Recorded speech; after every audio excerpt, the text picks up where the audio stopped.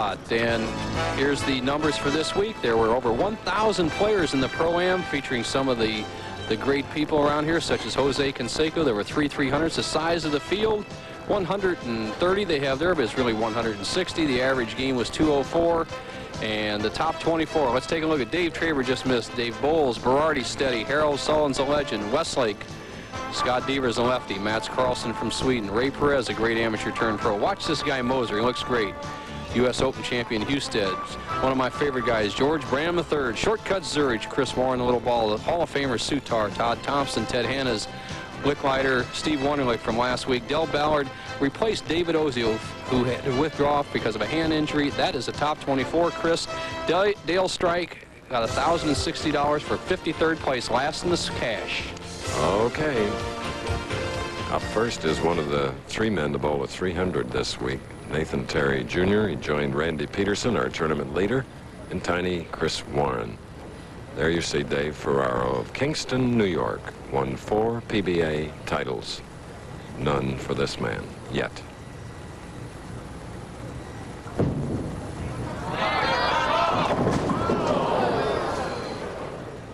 Well, a 3, 4, 6, 7, 10. What do we do here, Bo? Chris is very makeable split, and usually only the crankers get this type of split. And what he has to do is get the ball over to the 3-6 area and drive that 3-pin over into the 4-7 area, and he can convert this split. It's not as difficult as it seems.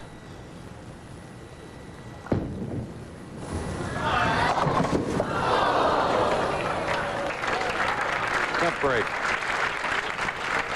And a player from Amarillo, Texas. Here's his reaction.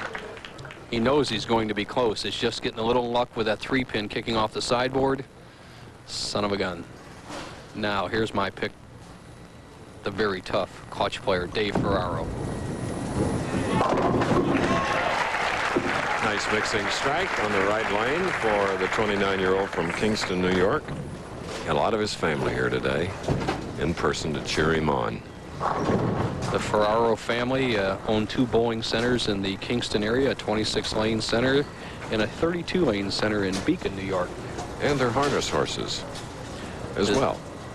They were involved. His dad was a harness race driver before he got involved in the bowling business. Now Ferraro to take an early commanding lead.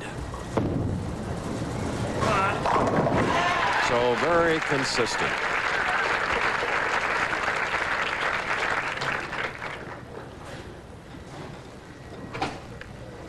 Now, after an open frame, let's see what Nathan Terry does here in the second frame. It's his second match.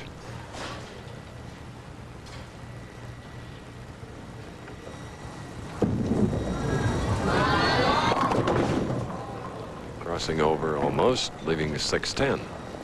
Nathan Terry reminds me a lot of a young Amleto Monicelli, or as I said before, Wayne Webb when they came up.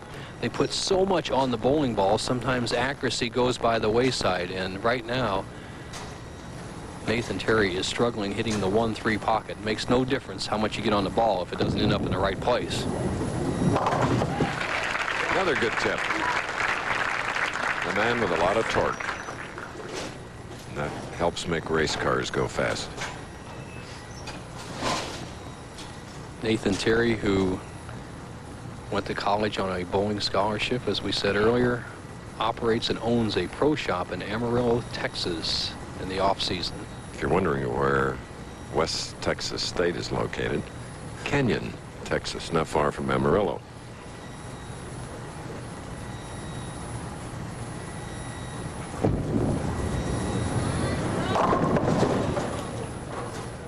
So Nathan is going to try to cover a 6-9-10. Let's take a look at this power release and the position he ends up on the approach. There's no more room for him. Here he carries the ball through the first 2 steps, the height of his backswing, then he just unleashes that wrist a little bit aloft over the foul. And look how far left he is on the approach for his strike ball. Where does he go? He's going to have a hard time adjusting. All right, covered those 3. But the man in the red shirt has opened with a double.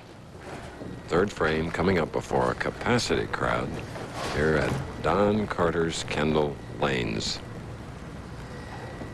About a half hour from the Miami airport.